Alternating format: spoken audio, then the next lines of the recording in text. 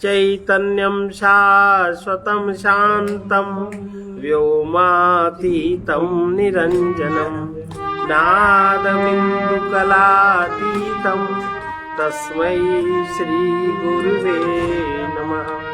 सर्वरूपमयी देवी सर्वं देवीमयं जगत् अतोऽहं विश्वरूपां तां नमामि परमेश्वरी। हम सबके जीवन में अहंकार मुख्य विषय है।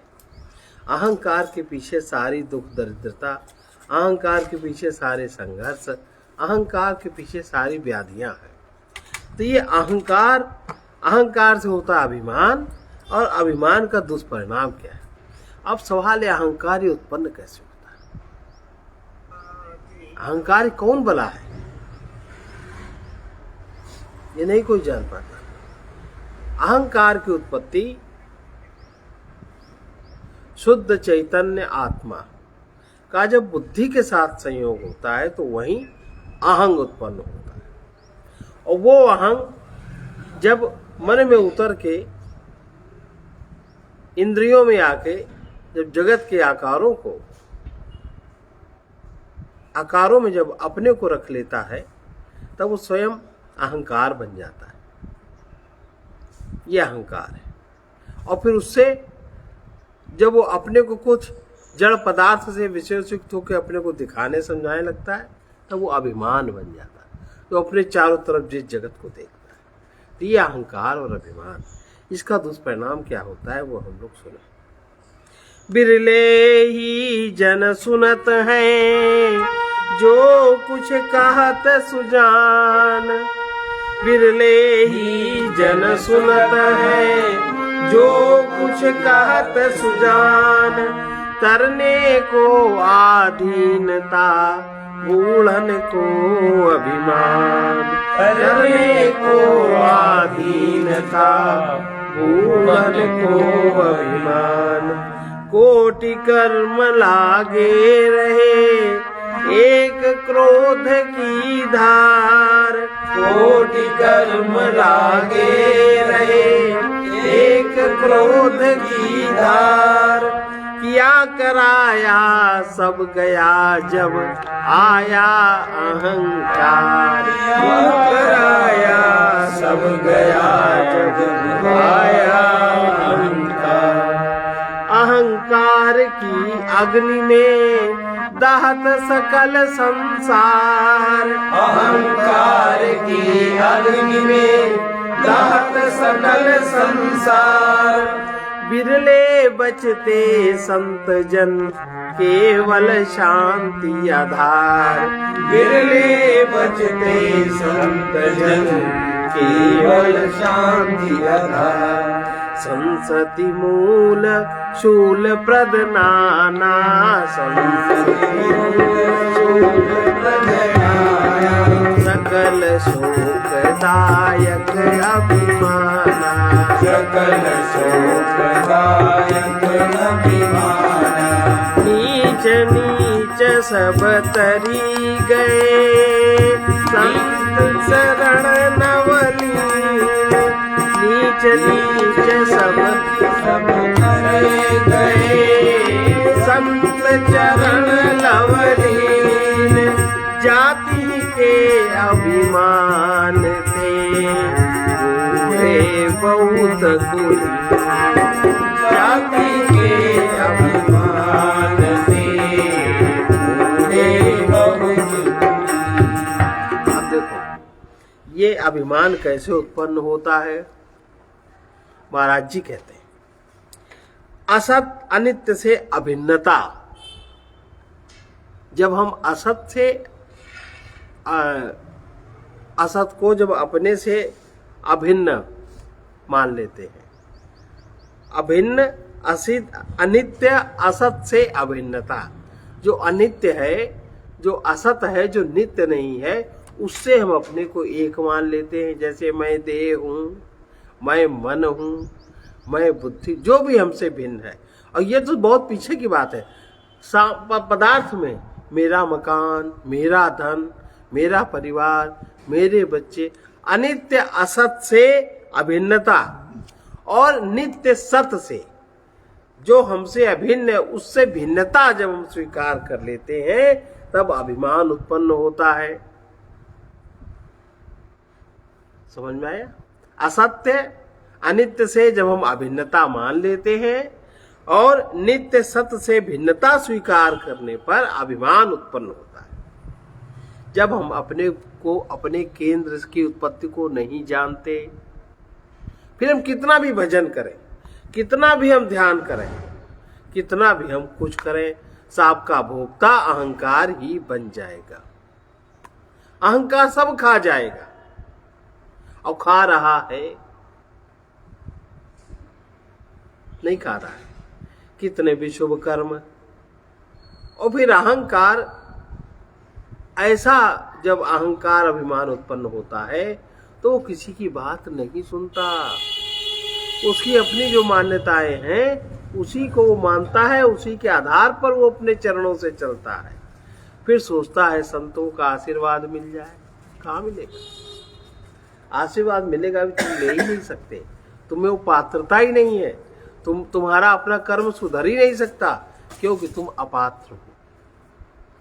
असत अनित्य से जो अपने को अभिन्न मान रहा है और सत्य नित्य सत्य से जिसने अपनी भिन्नता स्वीकार कर ली, ऐसा अभिमानी व्यक्ति का कल्याण कोई नहीं कर सकता। ऐसा व्यक्ति संतों महात्माओं को स्वीकार नहीं कर सकता है, श्रद्धा नहीं कर सकता है, बात नहीं मान सकता है, तो कैसे उसके दुख दूर होंगे?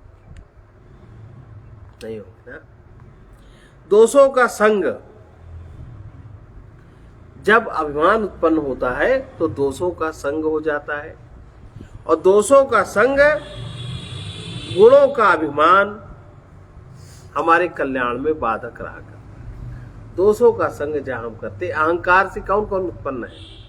अहंकार में जब आ गए, अभिमान में जब आ गए, अहंकार अति दुखद डमरुआ, अहंकार अति दुखद डमरुआ, दंभ कपट मत मान निहरुआ, दंभ कपट मत मान। हम इसमें आ जाते हैं, हम एक आज्ञा नहीं मान पाते किसी की, तो पतन है कि नहीं? कैसे तुम्हारा कल्याण होगा? कैसे तुम्हारे भोग कटेंगे? और नहीं तो भोग तो कटने के बहुत सुगम साधन है। अभिमान से युक्त बड़े से बड़ा गुण, अगर कोई भी गुण है, अगर उसका हमें अभिमान हो जाए तो वो भी दोष में परिणत हो जाता है, गुण नहीं रहता। गुण तभी तक रहता, गुण की उत्पत्ति तभी तक है जब तक आप नित्य सत्य से अपने को अभिन्न जब आप स्वीकार करते हो, तब जो विशेषताएं मन में, बुद्धि में, चित्त में प्रकट होती है उनको गुण कहते हैं। और उनका अभिमान होने पर, अभिमान आने पर असत और अनित्य से जहां आपने भिन्नता स्वीकार करी, वही गुण दोष में परिणत हो जाता है। देहाभिमानी ही शूद्र है। जो अभिमान रखता है अपनी देह का वो शूद्र है। और जो देह तो है पर देह का अभिमान नहीं रहता, यह देह को साधन करके जो जानता देखता है वो ब्राह्मण है। कितना फर्क! तो हम सभी शूद्र हैं। देहाभिमानी शूद्र है और धनाभिमानी वैश्य है, बलाभिमानी क्षत्रिय है, विद्याभिमानी ब्राह्मण है। और शूद्रों में देहाभिमान होता है कि नहीं होता? और 4 स्तर है: रक्षण, पालन और कर्मण। इसके बाद मुक्ति और भुक्ति।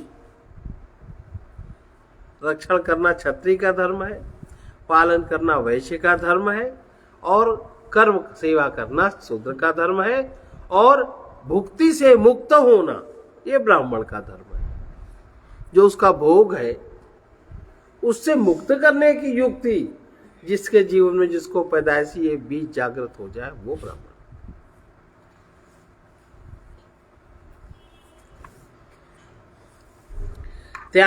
त्यागाभिमानी त्याग का जो अभिमान रखता है उसको सन्यासी कहते हैं। सिद्धि का जो अभिमानी है वो अपने को तपस्वी कहता है। जिसे अपने में कोई भी विशेषता नहीं दिखती, जो अभिमान शून्य है, वही संत है, वही मुक्त है, वही भक्त है, वही सिद्ध है। साधक सिद्ध विशेष विमुक्त उदासी, साधक सिद्ध विमुक्त उदासी, कभी कोविद कृतज्ञ सन्यासी। जो अभिमान शून्य है वही भक्त है, मुक्त है, वही परमहंस है, वही यथार्थ ज्ञानी है, वही आत्मज्ञानी है, वही विज्ञान है। जिसने अपने अभिमान के उस बिंदु को जान लिया जहां से अभिमान उत्पन्न हुआ, इसी का नाम आत्मज्ञान है। उधर की ओर बढ़ना सत्य पथ है और अभिमान के इधर की ओर बढ़ना असत्य पथ है।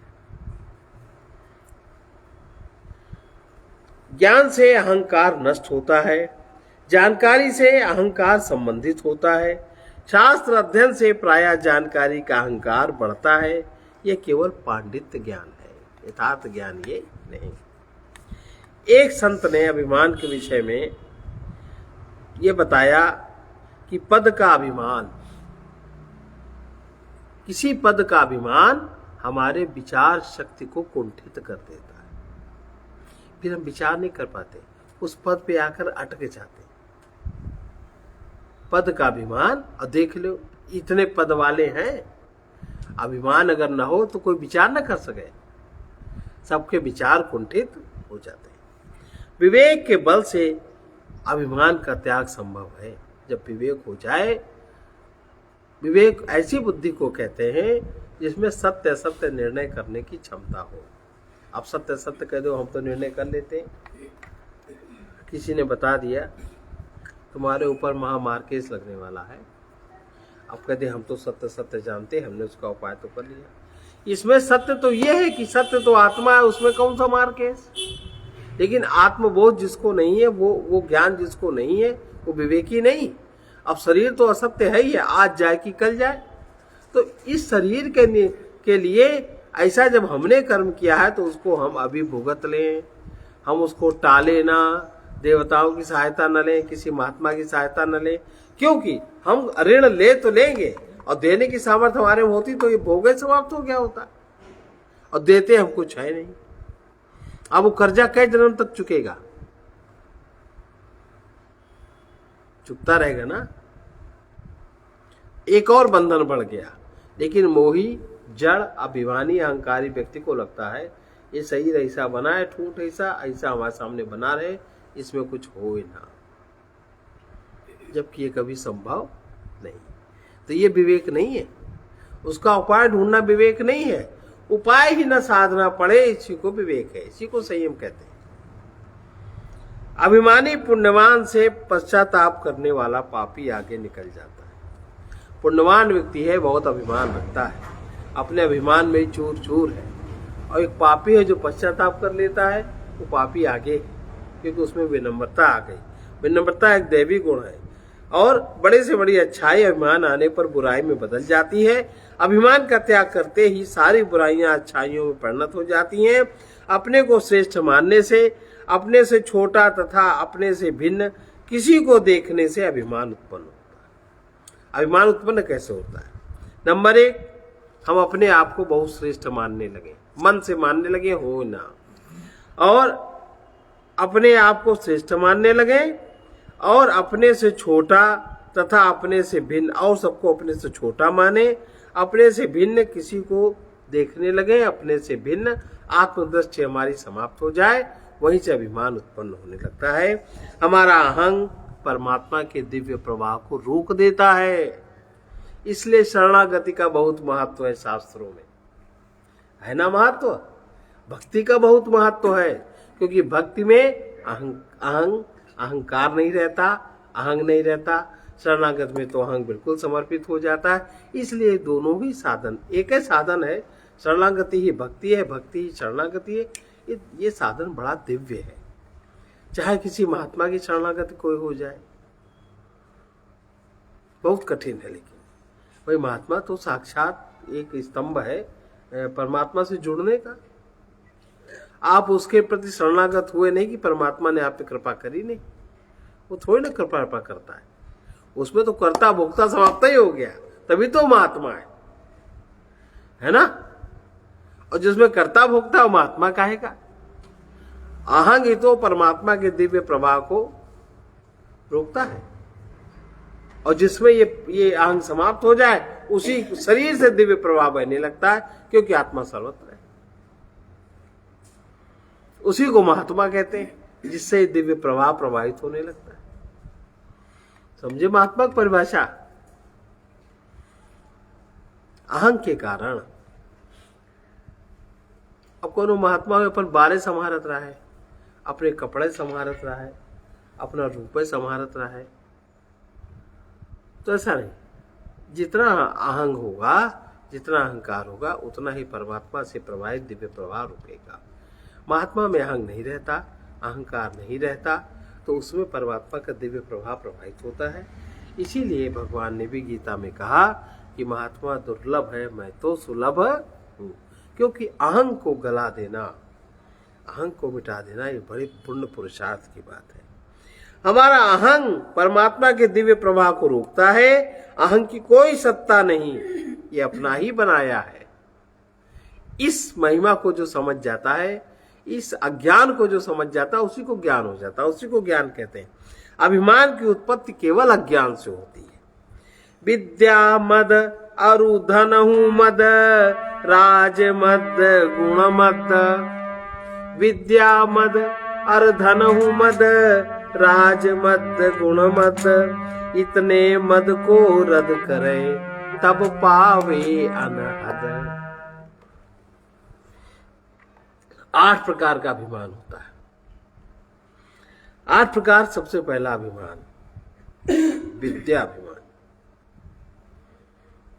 तप का अभिमान, वैराग्य का अभिमान, कुल का अभिमान, रूप का अभिमान, धन का अभिमान, बल का अभिमान और अपने अधिकार सत्ता का अभिमान।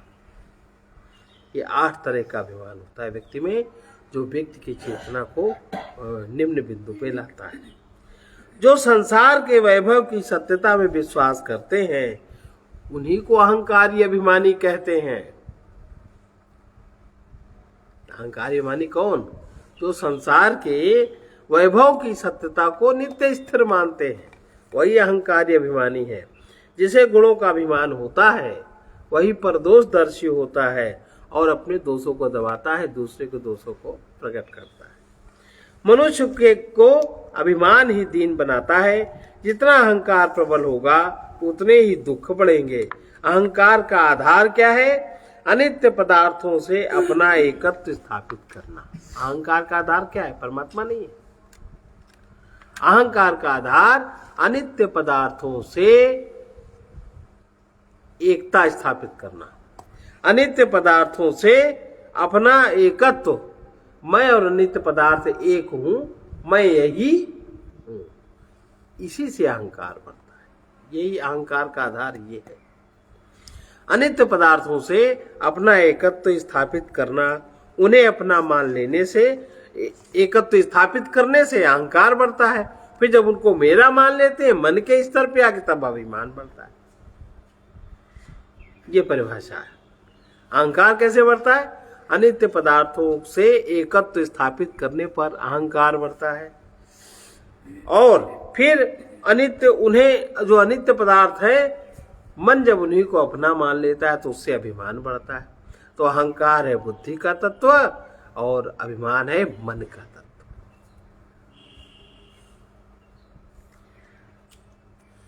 जब तक अहंकार, इसलिए अहंकार और अभिमान एक चीज नहीं है, आप समझ लेना, अलग अलग है। जब तक अहंकार अभिमान रहेगा, तब तक सत्य का बोध हो ही नहीं सकता, तब तक भक्ति हो ही नहीं सकती। ना ही सत्य का बोध होगा, ना ही भक्ति होगी, अर्थात ना ज्ञान होगा, ना प्रेम होगा, दोनों चीजें। अहंकार ही, अहंकार फिर से, अहंकार क्या है? अनित्य पदार्थों से एकत्व स्थापित कर लेना अहंकार है। और उन्हें ही अपना मान लेना, ये अभिमान है। अहंकार समस्त बंधनों की गांठ है। ये गांठ कैसे खुलती? प्रभु में समर्पण से। समर्पण की साधना इसकी कुंजी है। अभिमान भेद उत्पन्न करता है और भेद हमारी प्रीति को सीमित कर देता है। जो प्रेम असीम है, आत्मा की जो तरंग है, चैतन्य की जो तरंग है प्रेम, उसको सीमित कर देता है। प्रेम एक अलग बात है, प्रेम की क्रिया एक अलग बात है। प्रेम में कोई क्रिया नहीं होती, क्रिया होती है प्यार में। और प्रीति में कोई क्रिया नहीं होती। प्रीति में आत्मीयता है, प्रेम में दर्शन है और प्यार में क्रिया है। शरीर परिस्थिति अभिमान भेद उत्पन्न करता है। भेद प्रीति को सीमित करता है।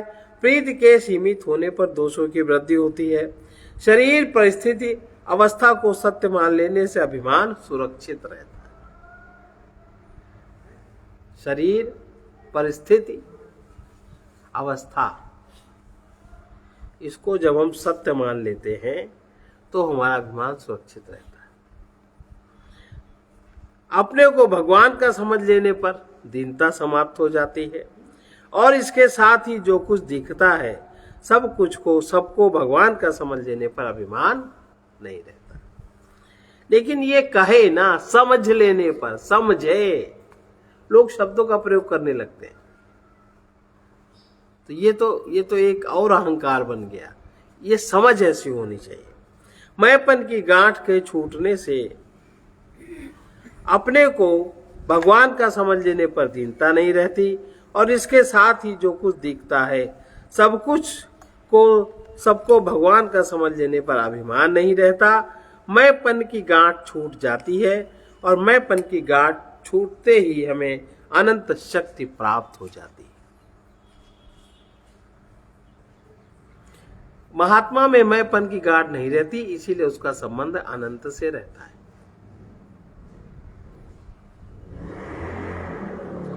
अपने को जो कुछ मान लिया जाता है उसे जान लेने पर अहंग रूपी अणु टूटता है। अपने को जो कुछ भी मान लिया जाता है उसे जब हम जान लेते हैं तभी अहंग रूपी अणु टूट जाता है। कबीरा नवै सो आप को, पर को नवै न कोई। कबीरा नवै सो आप को, पर को नवै न कोई। घाली तराजू तौलिए नवै सो भारी हो। घाली तराजू तौलिए नवै सो भारी। अहंकार कृतं बंध मात्मनोर्थ विपर्ययम्। अहंकार कृतं बंध मात्मनोर्थ विपर्ययम्। विद्वान् निर्विद्य संसार चिंतां तुर्ये स्थितिस्तजेत्। विद्वान् निर्विद्य संसार चिंतां तुर्ये स्थितिस्तजेत्। यह बंधन अहंकार की ही रचना है। यही परमात्मा के ज्ञान एवं आनंद स्वरूप को छिपा देता है। इससे विरक्त होकर चिंता का त्याग करना चाहिए। जब दूसरों के सुधार एवं दूसरों को सिखाने की बात मन में आती है तभी समझना चाहिए कि सीमित गुणों का अभिमान जागृत हो रहा है। सीमित अहम भाव अनेक प्रकार की मान्यताओं का समूह है। सीमित अहम भाव अनेक प्रकार की मान्यताओं का समूह है।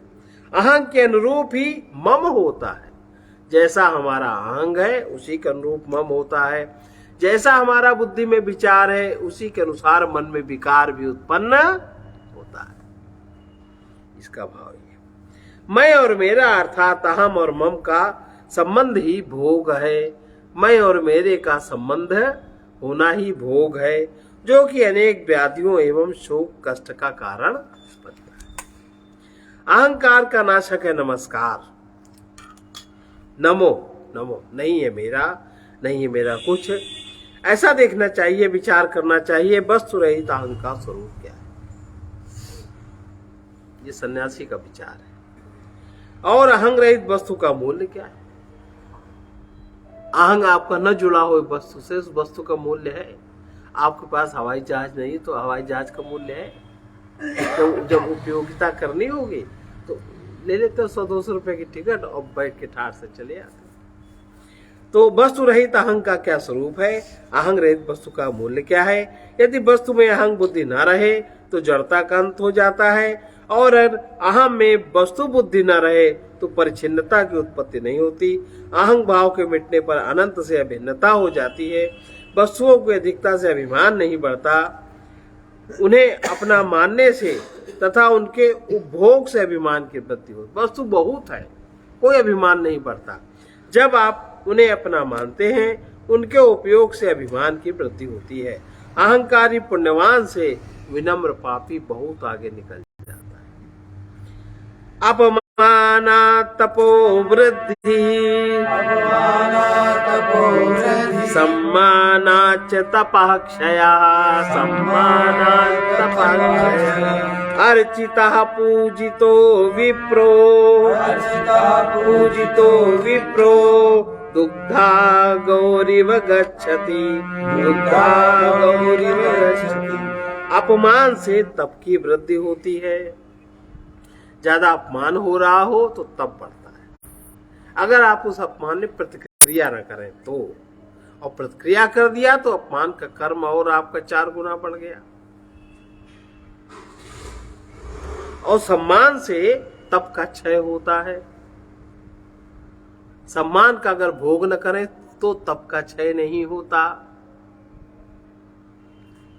जिसका दूध निकाल लिया गया है उस गाय की तरह पूजा कराने वाला विप्र, मतलब ठाठ गाय,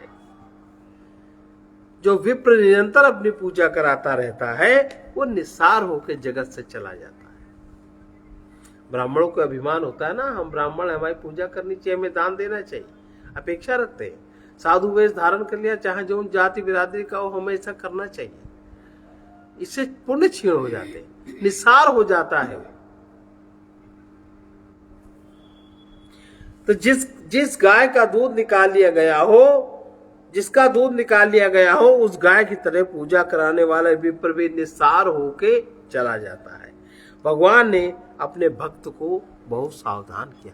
इसलिए मान पाने की आकांक्षा रखना, पूजा कराने की आकांक्षा रखना, हमारे बहुत चेले बने, हम बहुत बड़े गुरु बने, यह आकांक्षा रखना, इससे अपना सत्व क्षीण होता है। इसलिए इन चीजों से दूर रहना चाहिए, इनका भोग नहीं करना चाहिए। अगर ब्राह्मण इनका भोग निरंतर करता है तो जिस गाय का दूध निकाल लिया जाता है, जो गाय ठाट हो जाती है, उसकी तरफ पृथ्वी से निस्सार होके वो चला जाता है। मच्चित्तः सर्वदुर्गाणि मत्प्रसादात् तरिष्यसि अथ चेत्त्वम् अहङ्कारान् न श्रोष्यसि विनङ्क्ष्यसि न श्रोष्यसि। 10वें ये 18वें अध्याय का 48वां श्लोक, इसमें गलत लिखा।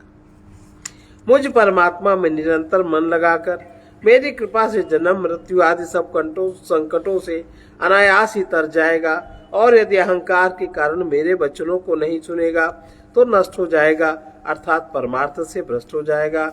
सम्मान का, दूसरे की सज्जनता का भोग करने पर अहंकार बढ़ता है। जो आपको सम्मान देते हैं वो सज्जन लोग हैं, या बहुत स्वार्थी भी सम्मान देता है, उसका अपना मतलब हल होने वाला है। तुम ही सब कुछ हो, तुम करियो तो हो ही, ऐसा करोगे तो ऐसा। बहुत स्वार्थी के सम्मान पर, स्वार्थी की सेवा पर और शत्रु के सम्मान पर, स्त्रियों के आंसू पर विश्वास नहीं करना चाहिए। सेवा के द्वारा अभिमान मिटता है। गुणों का संग न हो तो दोष की उत्पत्ति न हो, तभी अभिमान का अभाव कहा जाए। गुणों का संग न हो, दोष की उत्पत्ति न हो, कोई गुण साथ न हो फिर भी दोष उत्पन्न न हो, यह अभिमान का भाव कहा जाएगा। तनिक मान मन में नहीं, सब सो राखत प्यार, नारायणता संत की, नारायणता संत की, बार बार बलिहार, बार बार बलिहार। कोई वस्तु या व्यक्ति अपनी होकर नहीं रह सकती, तब उसे अपनी मानकर अर्थात किसी को अपना शिष्य मानकर सेवक आदि मानकर विवेकी गुरुजन अभिमानी नहीं बनते। वो किसी को अपना शिष्य नहीं मानते, न बनाते, न वो किसी को सेवा आदि कराते हैं। ये बड़े महात्मा की पहचान है। न वो किसी को अपना शिष्य बनाते हैं, न मानते हैं। कोई शिष्य हो जाए, उसमें योग्यता आ जाए तो तुरंत ग्रहण कर लेता है। वो अपनी ओर से उनका अहंकार नहीं बनाता और सेवक आदि भी नहीं मानते। तो विवेकी गुरुजन अभिमानी नहीं बनते। वे या तो उसे अपना स्वरूप समझते हैं या उसमें भगवत बुद्धि रखते हैं और मिली हुई वस्तु तथा व्यक्ति के स्मरण से अहंता तृप्त और पुष्ट होती है। अहंकार से दरिद्रता का, निरहंकारिता से समृद्धि का परिचय मिलता है।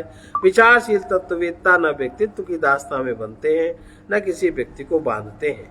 देहाभिमानी ही पूजने में और पुजवाने में रस लेते हैं। जो देह का अभिमान रखते हैं, देहाभिमानी है, वही पूजते हैं दूसरी देह को और वही पुजवाने की आकांक्षा रखते हैं। ये घोर अज्ञानी व्यक्ति का लक्षण है। देहाभिमानी को ना तो परमेश्वर मिलता है और ना उसे मोक्ष ही मिलता है। देह को अपने ठहरने का होटल समझना चाहिए। यदा नाहं तदा मोक्षो, यदाहं बंधनं तदा, यदाहं बंधनं तदा, तदा बंधो यदा चित्तं, तदा बंधो यदा चित्तं, किंचिदांक्षति सोचति, किंचिदांक्षति सोचति। जब तक अहंकार है तभी तक बंधन है। जहां अहंकार नहीं रहता वहां मोक्ष ही रहता है। अहंकार ही बंधन है। अहंकारी से दीनहीन इस जगत में दूसरा कोई नहीं है। अहंकारी एक ऐसा भिखारी है जो चोरी करके महाराजा के वस्त्र धारण कर लेता है और दूसरों के सामने गर्वोन्मत्त समझता है कि मैं राजा हो गया। गृहस्थ ही नहीं, वे त्यागी भी अहंकारी हैं जो त्याग की स्मृति को पकड़ते रहते हैं। मैंने इतनी संपत्ति त्याग दी, मैंने इतना बड़ा घर कोठी त्याग दिया, मैंने लात मार दी और लात मारी 20 साल तक को याद रखा था। उनकी लात हमें लगी ही नहीं। जब तक त्याग को स्मृति में पकड़ते रहते हैं तब तक अहंकार है, तब तक सत्य का बोध नहीं होता। अहंकार से शून्य होते ही पूर्णता आ जाती है। अहंकार, लोभी अहंकार बड़ा खतरनाक, कामी अहंकार बड़ा खतरनाक, अभिमानी अहंकार बड़ा खतरनाक। लेकिन ये चीज समझ में नहीं आती जब तक तो कोई दूसरा इशारा न करे, और दूसरा अगर इशारा करे तो आप उसी को लोभी कामी बना दोगे। इसलिए वो बहुत ब्रेव लोग हैं कि जो इस चीज की ओर इशारा कर देते हैं। अहं रूपी बिंदु के भीतर अगर झांकना आ जाए तो सत्य का समुद्र मिल जाता है। अहं रूपी बिंदु के भीतर अहं अणु तोड़ के कोई अगर देख सकता है, उसी को ज्ञान की बलिहारी। जो अहं से युक्त है वो सत्य से खाली हो जाता है, भगवान से खाली हो जाता है। ज्ञान बहुत कठिन है पर ज्ञान का अहंकार बहुत सरल। सीमित अहंकार को जान लेने पर असीम सत्य के बोध का द्वार अपने ही अंदर खुल जाता है। बाहर कहीं इसका कोई द्वार नहीं मिलता।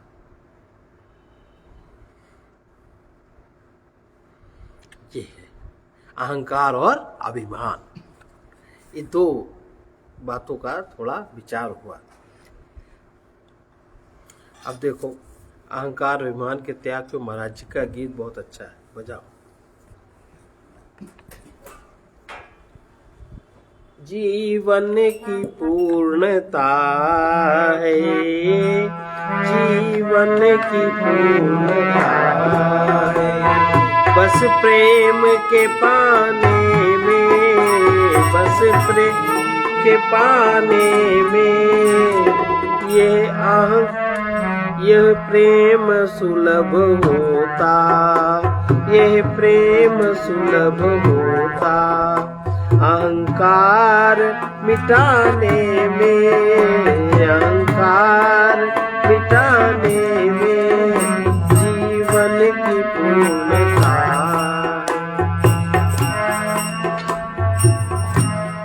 यह अहंकार मिटता जब ध्यान सदा होता, ये अहंकार मिटता जब ध्यान सदा होता।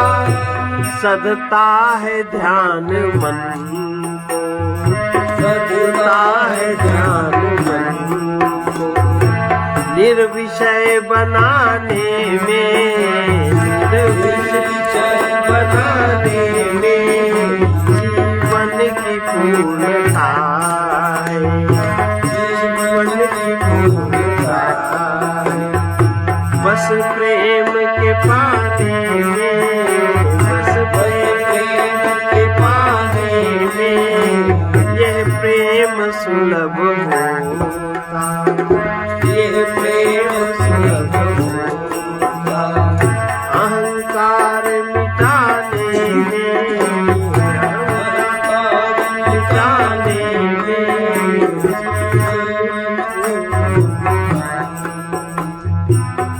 मन तब विरक्त होता, मन तब विरक्त होता जब आत्मा में रति होती, जब विरक्त होता, जब आत्मा में रति होती, वो आत्मरति भी होती, वो आत्मरति भी होती, वो आत्मरति भी होती।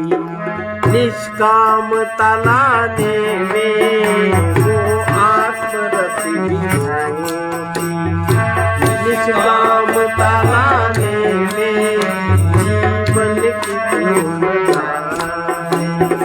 बस प्रेम के पाने में, बस प्रेम के पाने में वो प्रेम सुलभ होता। अहंकार मिटाने में वो प्रेम सुलभ होता। निष्कामता आती है जब संग दोष हटता, निष्कामता आती है जब संग दोष हटता। रहता असंग मन है, रहता असंग मन है भोगों से बचाने में, भोगों से बचाने में जीवन की पूर्णता है, जीवन की पूर्णता है। बस प्रेम के पाने में, बस प्रेम के पाने में वो प्रेम सुलभ होता। अहंकार मिटाने में, अहंकार मिटाने में मन की पूर्णता है। निष्कामता आती है जब संग दोष हटता, निष्कामता आती है जब संग दोष हटता। रहता असंग मन है, रहता असंग मन है भोगों से बचाने में, भोगों से बचाने में जीवन की पूर्णता, जीवन की पूर्णता। भोगों में तो उसी की आसक्ति रहा करती, भोगों में तो उसी की आसक्ति रहा करती। जो कायल है परहित व्रत नेम निभाने में, जो कायल है परहित व्रत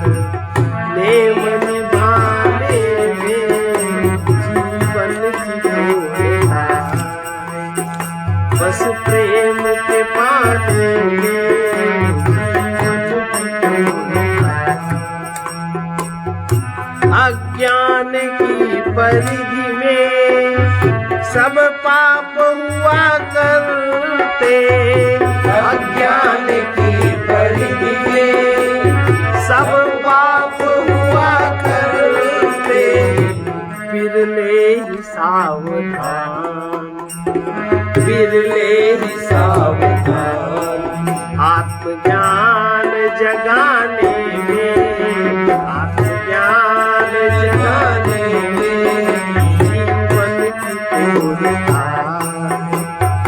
बस प्रेम के पानी में जीवन की पूर्णता, बस प्रेम के पानी में। सेवा भजन के द्वारा, सेवा भजन के द्वारा होगी भी बने योगी, सेवा भजन के द्वारा होगी भी बने योगी, हम पथिक प्रभु कृपा से, हम पथिक प्रभु कृपा से आए हैं ठिकाने में, आए हैं ठिकाने में,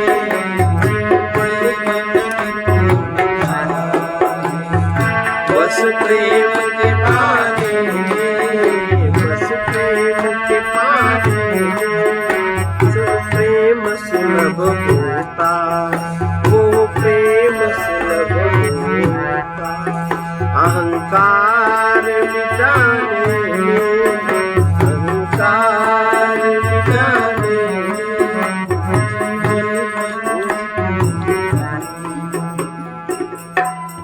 ये है। अब अगर इतना सध जाए, मतलब हम करें ना, अब ऐसे अक्सर क्या सुनते हैं कि ध्यान करते हैं, बैठ गए, अरे 24 घंटे ध्यान को साधो, 24 घंटे, और ध्यान 24 घंटे सदा ही रहता है। आपकी मन की वृत्ति जो जहां जागृत हुई, ध्यान उधर ही गया, वही चीज आपको पता लग गई। ध्यान तो सदा ही रहता है, उसके प्रति हमें जागृत होना है, और उसके प्रति तो है सुप्त, और आंख बंद करके ध्यान लगाने बैठते हैं। दुनिया भर की कल्पनाएं हैं। तो ये कह रहे हैं, ये अहंकार तभी मिटता है जब ध्यान सध जाता है। जो सधा हुआ ध्यान है आपके साथ, इसके प्रति आप जागृत हो जाइए। और ये चीज कब होगी? आप जागृत कब हो जाएंगे? जब आपका मन निर्विषय होगा, मन विषयों की तरफ आकृष्ट ना हो। अभी कोई कुछ कहता है, हमारा मन तुरंत उस पर चला गया। कहीं कोई वस्तु देखी, आंखों में अच्छी लगी, तुरंत हमें अच्छी लग गई। कोई चीज सुनी, कोई चीज खाई, तुरंत हमें अच्छी लग गई। मन निर्विषय रह ही नहीं पाता। इंद्रियों का मन संग न करे, इस क्षण को हम नहीं साध पाते। ये कैसे सधेगा? जब उसमें होंगे तभी तो सधेगा। इसी का नाम ध्यान है। और मन में तब विरक्ति आती है जब हमें आत्मा क्या है, आत्मा क्या है, मैं कौन हूं, ये जब प्रश्न अंदर से जागृत होते हैं, और उसके उत्तर के प्रति जब हमें प्रेम होता है, तब ये आत्मरति कैसे जागृत होती है? जब हमारा सकाम भाव समाप्त होता है। हम जो भी कार्य करते हैं उसके बदले हम कुछ नहीं चाहते, कुछ चाहते नहीं, बस सामने आया काम करना है, इसके बदले हमें ये मिले, हमें ये मिले, हमें कुछ नहीं। तो जितनी निष्कामता बढ़ती जाती है, उतना ही ज्यादा हम संग के प्रभाव से रहित होते जाते हैं, उतना हमारा मन शुद्ध होता जाता है। जितना मन शुद्ध होता जाता है, उतना ही हमारा मन भोगों से बचता जाता है अपने आप। और जितना मन भोग नहीं करता, जितना मन हमारा भोग नहीं करता, उतना ही ज्यादा हमारे में परहित की भावना बढ़ती जाती है। जब भोग से मन बचता है, अब भोगों में आसक्ति किसकी रहती है? भोगों में कौन आसक्त है? जो कायर है, मनुष्य देह पाकर जो विचार नहीं करना जानता, जो केवल धन के ही विचार में मस्त है। धन कैसे प्राप्त हो, धन कैसे बचे, बचा है तो कैसे रखा रहे, कहीं निकल न जाए, कहीं खर्च ना हो जाए। जो इसी विचार में, जिनके मस्तिष्क में यही विचार घूमते रहते हैं, हमें जो मिला है वो कैसे ऐसे ही स्थिर बना रहे, और वो अस्थिरता में बदलती जाती है, चलती जाती है, हम उसका उस तरह विचार नहीं करते, तो वही व्यक्ति भोगों में उसी की आसक्ति रहती है, जो कि अपने मन को असंग नहीं बना पाता, जो कायर है और जो परहित नहीं करता। अब आजकल हम लोग बैठते हैं, अगर वो बात हम उनसे अगर कह देंगे तो बुरा मान जाए, उसके हित की बात है तो कहनी ही चाहिए। ये क्षण क्षण हमारे सामने बात आती है, परहित सरिस धर्म नहीं भाई। अब परहित की साधना जितनी हमारे जीवन में बढ़ जाती है, उतना ही ज्यादा हमें धर्म सधने लगता है। लेकिन हम किसी की सत्य बात कहने में कहते हैं, बुरा लगेगा उसको। घर में बच्चों से नहीं कहते, घर में पतियों से नहीं कहते, घर में पत्नियों से नहीं कहते, अड़ोसी पड़ोसी से नहीं कहते। जो जैसा कर रहा है करे, हम उसके वैसे करने में सहयोगी बन जाते। अरे तुम अगर गलत कर रहे हो, तुम अगर परहित में नहीं कर रहे हो, तो हम अपनी समय शक्ति तुम्हें उपयोग क्यों करें? हम बेवकूफ हैं क्या? तो ये विचार नहीं। जो कायर है परहित व्रत नेम निभाने में, और परहित करना ही धर्म है, परहित का विचार ही धर्म है। एक होता पर सुख, अपना सुख, पर सुख, परहित। लेकिन ये सारी क्रियाएं सब अज्ञान की परिधि है। आसपास से हमारे आसपास अज्ञान का घेरा है, उसमें सारे पाप बनते हैं।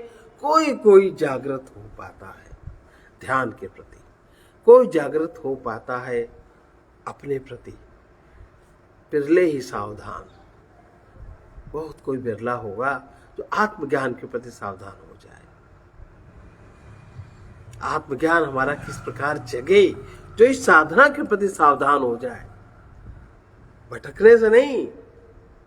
इसके प्रति जो कोई बिरला ऐसा होता है। और इसका मूल साधन क्या है? सेवा और भजन।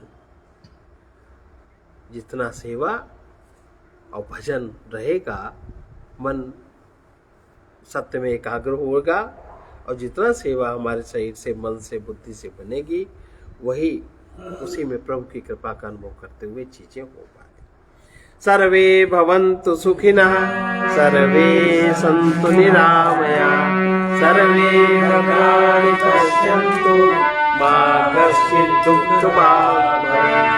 कृष्णाय वासुदेवाय हरे परमात्मने प्रणतक्लेशनाशाय गोविन्दाय नमो नमः। असतो मा सद्गमय, तमसो मा ज्योतिर्गमय, मृत्योर्मामृतम्। ॐ पूर्णमदः पूर्णमिदं पूर्णात् पूर्णमुदच्यते, पूर्णस्य पूर्णमादाय पूर्णमेवावशिष्यते। ओम शांति शांति शांति।